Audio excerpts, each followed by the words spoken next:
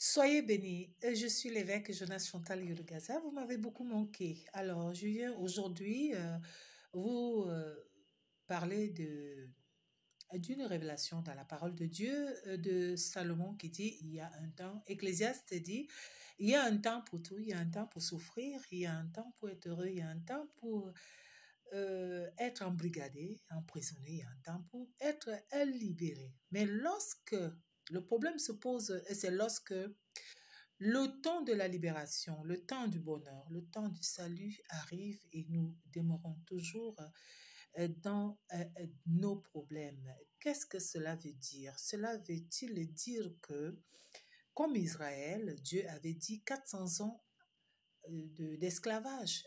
C'était une promesse de la bouche de l'Éternel à Abraham.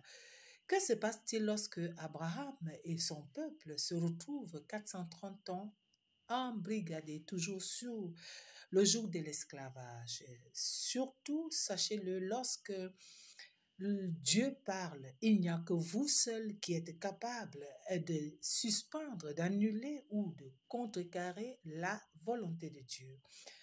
S'agissant d'Israël, la Bible dit que Pharaon avait essayé de détruire le libérateur Moïse lorsqu'il était bébé, il n'a pas pu. Mais à 30 ans, 40 ans, lorsque Moïse se lève pour libérer son peuple, c'est son propre peuple qui se tient et le dénonce et le jette, comment on appelle ça, à l'exil.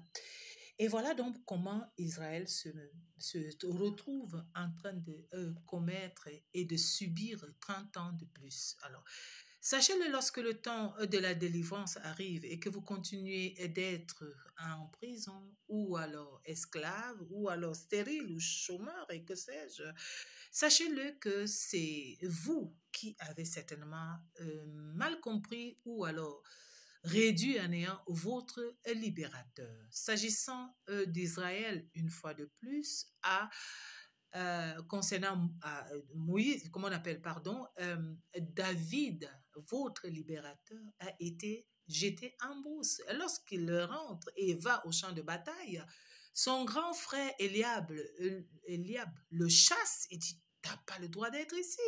Tu es trop jeune, mais sachez-le, votre libérateur sera toujours quelqu'un de très petit, de négligeable, de inattendu.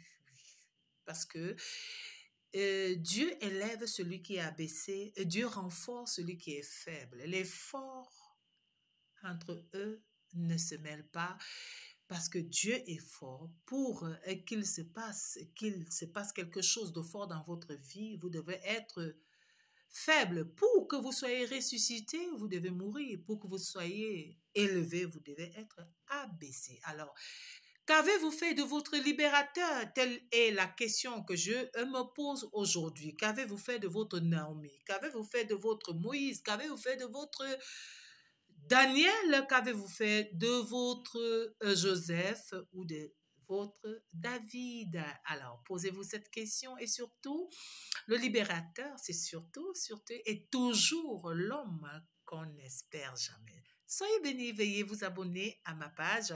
Je suis de retour pour les bonnes choses. Au revoir.